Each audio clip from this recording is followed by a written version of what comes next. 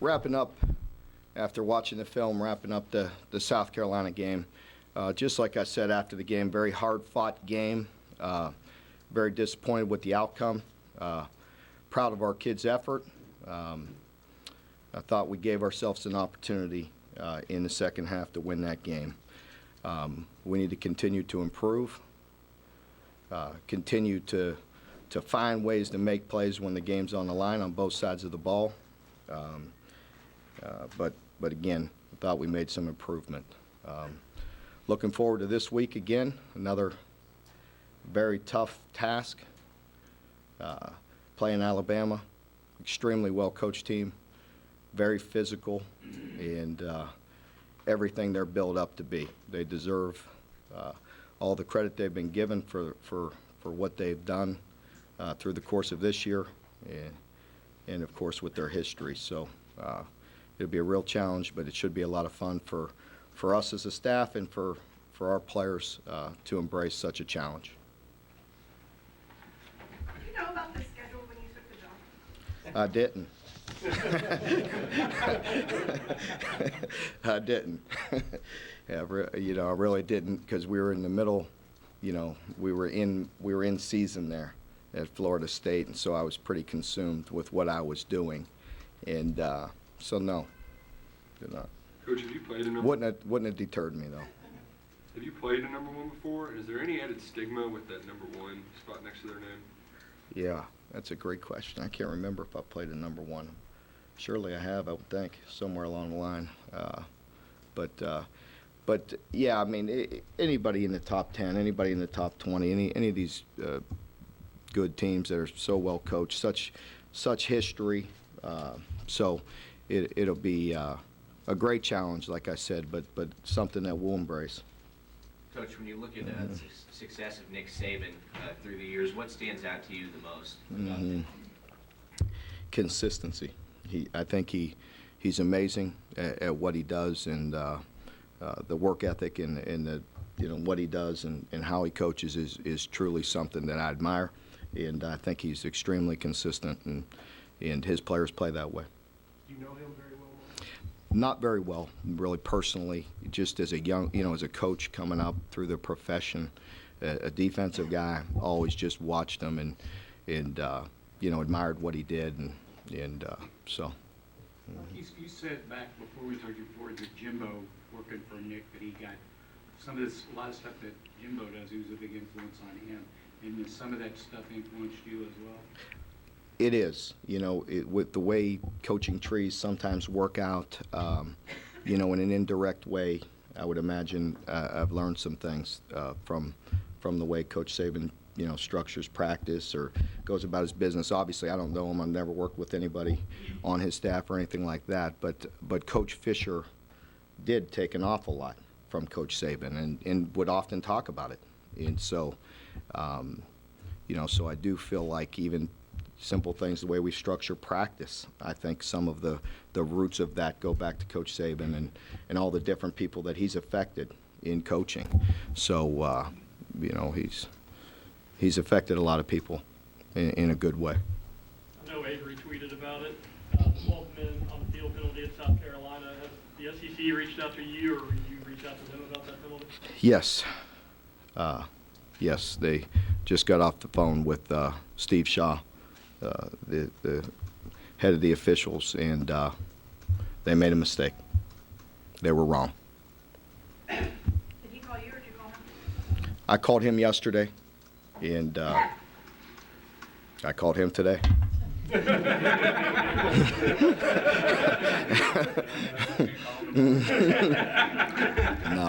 No, Steve does an outstanding job. I really do. We have great officials in this league and very high integrity, and I have a lot of confidence in Steve Shaw. Coach, what do you hope to carry over from last week into this game? Well, I just hope, we continue to understand that we can win these games.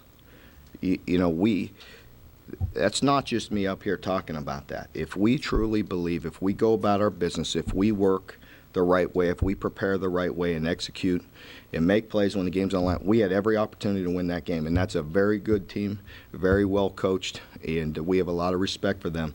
But had we done some things right, we could win that game. And that's taking nothing away from them, because I know every coach can say that. Everybody can say they could always do things better. We all feel that way. But there was plays on the line that we can execute much better, and a lot of it's mental.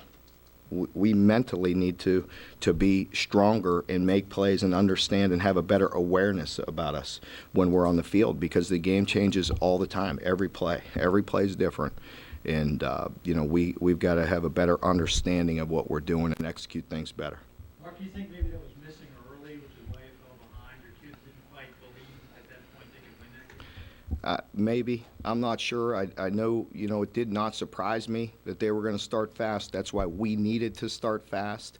I thought it was, critical to get off to a good start. Obviously we didn't do that on either side, and I thought that hurt us as well, so. When you were down 21-0, was there ever a point where you thought maybe you'd lost them, or they were kind of falling back so far into old habits that you were? I was very frustrated. I admit that. I said I was very frustrated, and we were really just trying to get it under control at that point. Get some first downs, stop them from getting some first downs, and go on from there.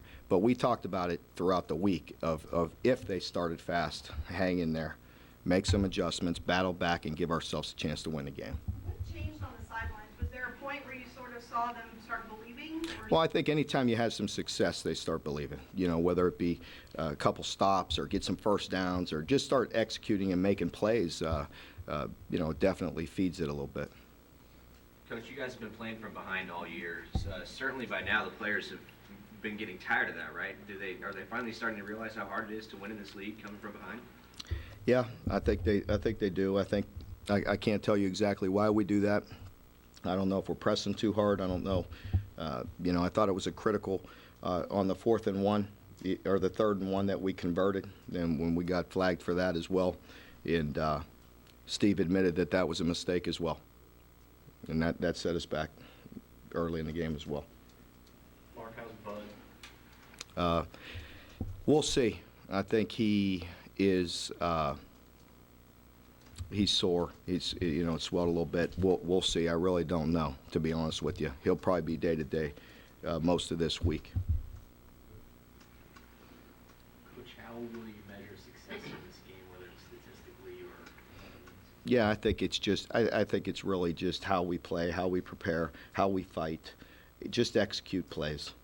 It's really all we're worried about right now is executing plays, not getting behind like we talked about. Try to get out and get off to a good series, whether it be a stop or moving the ball, and just competing and fighting. Obviously, we know how talented this team is and how well coached they are, and it's going to be a real tough challenge. But again, we'll measure that by how we play, how we compete, and go from there. Did the film kind of just reinforce your opinions about how Jalen played immediately after the game?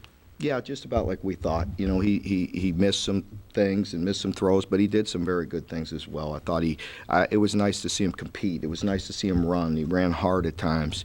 Yeah, he ran physical at times, and made some better decisions. So I think overall that was a real positive, and it's good to see, and I think it gives us a little confidence moving forward. Mark, statistically at least, Alabama and Florida are very similar defensively.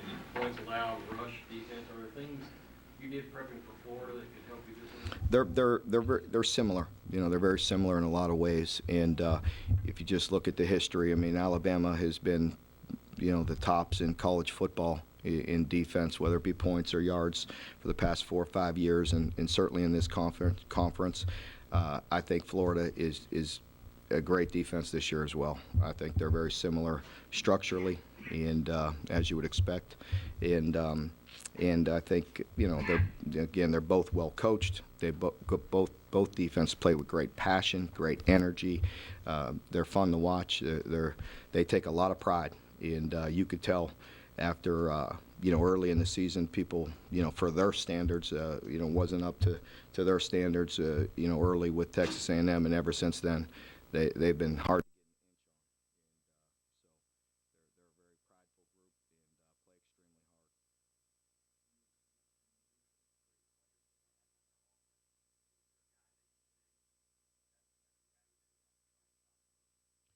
No, I think it's really, I think they're very systematic. I mean, they're just good. They're well coached. They're good. They execute, and on both sides of the ball, really. You know, I say that about their defense, but it ultimately just comes down to executing. They have good plays, good coaches, and when they execute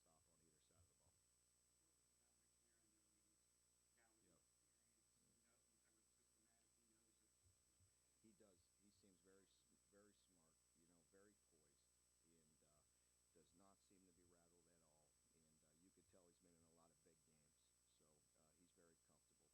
to be rattled at all. And you could tell he's been in a lot of big games, so he's very comfortable back there and very talented. I don't know about radically different. He's another big, strong guy with great balance. Maybe a little faster if there's one thing, but very good player, very physical. Just like their whole style of play, very physical team. A little more because it is the number one team that they're going against? We'll see. I hope so. We're going to need it. We're going to need to prepare well all week. Just to play well and compete. So we'll see how it goes today when they come out over. How were the players' attitudes after the loss? How was it? Is it kind of carried over any possibility? I hope so. I think so. When we talked after the game, I saw a bunch of guys right up there, all eyes on me, guys very focused. I see guys, some guys were hurt, I'm sure, disappointed in the whole bit. And I hope they're tired of that. And I hope they start believing that if we do things right and prepare and execute, we'll give ourselves a lot of opportunities to win. With it being a Keeneland, Alabama doubleheader, number one team in the country, what kind of atmosphere do you expect Saturday night? I hear it's going to be a sellout or is a sellout, and so that'll be a great atmosphere. I'm looking forward to it, and we won't be out there at Keeneland during the day or anything like that. But it'll be a lot of fun. So we're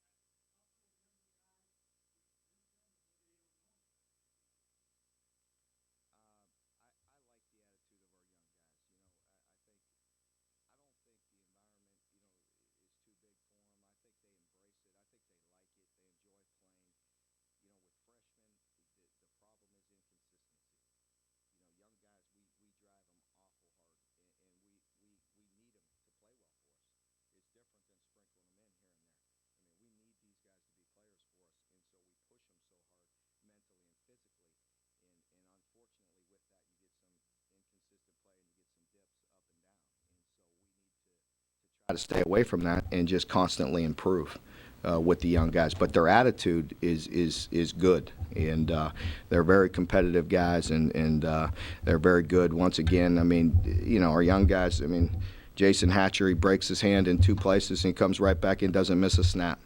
He'll play with a cast on, and he's not worried about it. The doctors have to come pull these guys out. Mark, you mentioned about you being frustrated. Well, how difficult is it to be patient with these young guys, considering what you just said? Yeah, it was a test on Saturday of my patience, and that's something that we as a staff, and we talked about, we just got to keep on staying the course. We really do, but we cannot let off, and that's the big thing, is holding them accountable every day, every minute, every snap, and that's where we have to stay consistent as a staff, and we need to get it out of these players that they can do it. They just got to be more consistent. We've got to execute. It takes a lot of things, but believe me, there's plays in every game that we're leaving out there that we got to get away from. So did he break his hand into places at South Carolina? Yes. What does that tell you about that kid? It tells me that his toughness is there, and his heart and is in the right place, and like I said, he didn't flinch. Talk about those young guys, the good and the bad that comes with them, the ups and the downs. What did you see from him, and what have you continued to see this season? I see good things from Jason. I thought he did some very good things. He was in a tough spot. There's a lot going at him. different calls, different things. He made a few mistakes, but I love him. I love his work ethic, his ability. He's been versatile for us, so we're force-feeding him, and it's good to see him making some plays. Talking about being patient with the team, do you consider yourself a patient person by nature? No, not generally. No, no. But I understand right now to what we're into. And staying the course and staying on track and again going back. Trying to be consistent. With our players and with everything we're doing. Coach, you showed us the Wildcat package for the first time last Saturday in the short yardage situations. What's your kind of goal out of running that formation? It just gave us a little bit of versatility on some short yardage situations, and anytime you get the direct snap, it just gives you a numbers every now and then. It could give some confusion to a defense. You talk about Jason with Avery. I mean, Avery's been playing with that. Yeah. Yep. On his hand, and he's been able to do what he's been able to do with that. Is that kind of an example to the? Somebody's phone. Is that a good example for the younger guys? It does, and he is another one. And there's a lot of guys, and I've said that all along that we need all players to be successful, and we've had many that are doing a lot of good things. I mean, Bud is a guy that's done outstanding.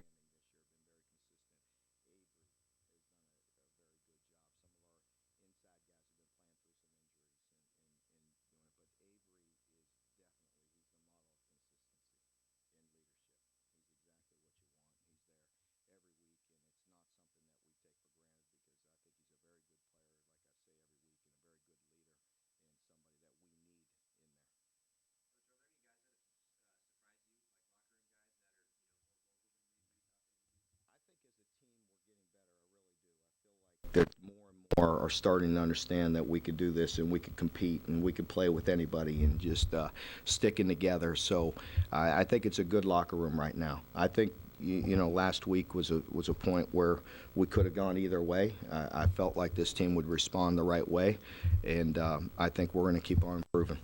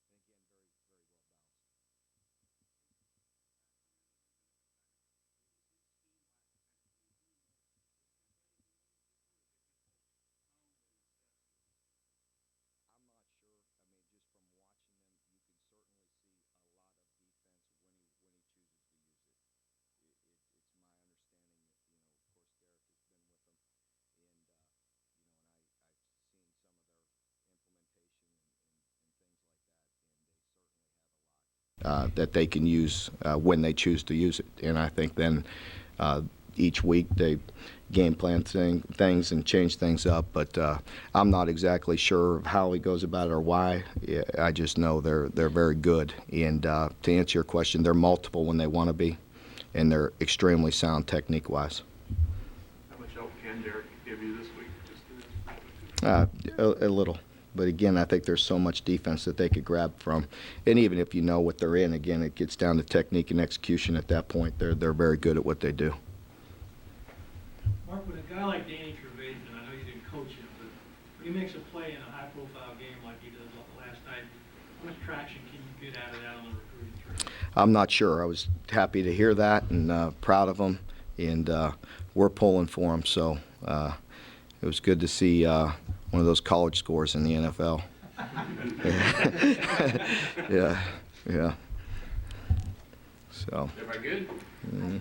Do you Yep. have a go-to play yet offensively where you feel like if you guys need to get yardage that you can get it? Well, I don't know about a go-to play. I think we're certainly getting better at certain things, and we're executing better. Some of the staples in Neal's offense, we are executing and running better.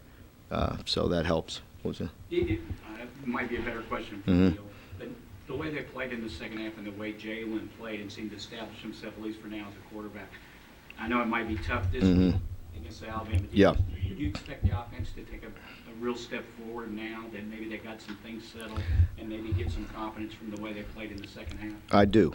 I do think we need that. We've been waiting for that. We've talked about it in here, and I've talked about it with trying to find a quarterback that we can hang our hat on and build an offense around it and do some things to his strengths. I thought we did that last week, and I thought it helped us. Of course, there's some things in Neal's offense that are staples that we have to be able to execute. I think we're improving in certain areas. And then you add in a few wrinkles or a few quarterback runs and things like that, it can help us. And anything we have to do to move the ball to help us win games. But I hope that confidence carries over.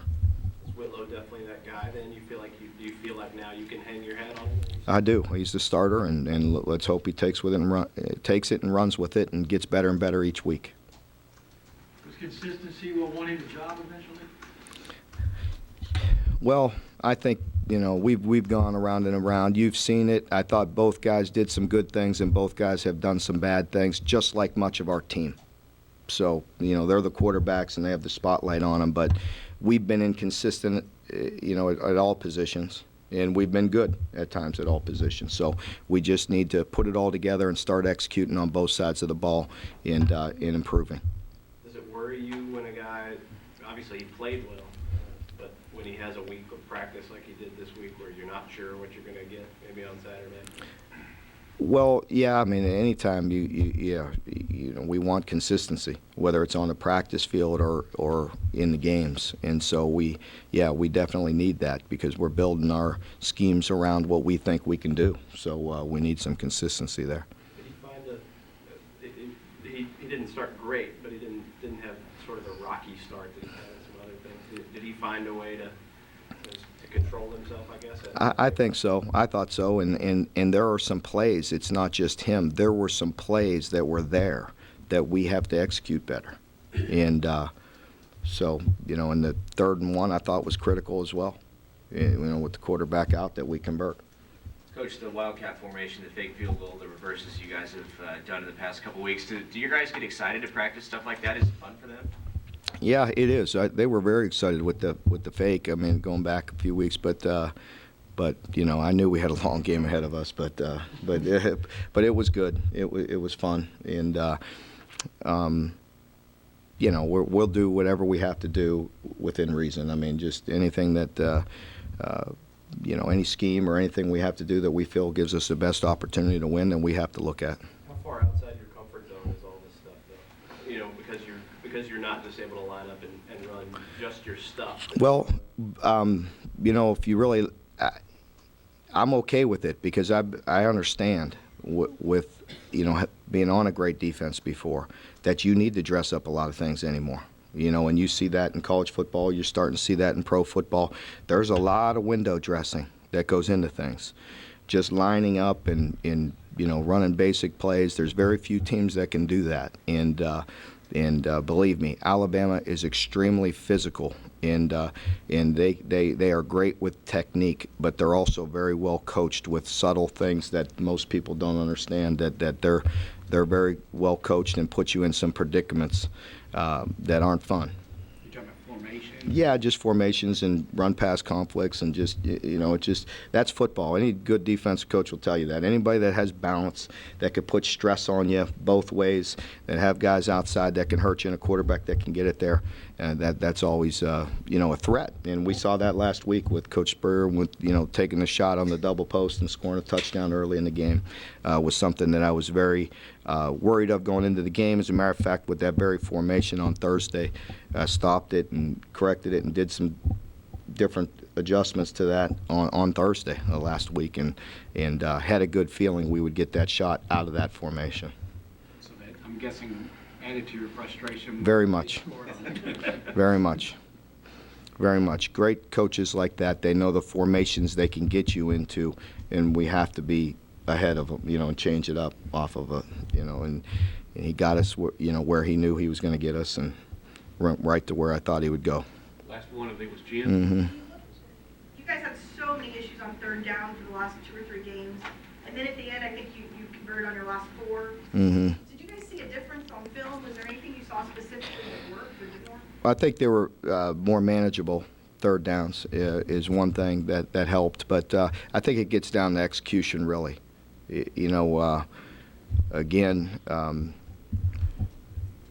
you know, there was a 3rd and 1 that we thought we executed that wasn't seen that way by the officials, you know, early in the game, that I thought put us behind the 8 ball as well. And so, you know, we're looking for anything we can do. And that was a little bit different formation, again, with different people in a few different spots. But I thought it was, you know, a well-devised play, and we got a little bit of yardage out of that QB out situation a few times. Okay, folks, thank you very much. Thank you. For your spots. We do have another guest with us. Oh, yeah. I'd also like to congratulate Steve once again. I've had the pleasure of meeting Steve when he found out about his induction into the College Hall of Fame, and look forward to being there with him in December. And it's a real honor to have Steve here. So congratulations again, Steve. Thank you. Thank you.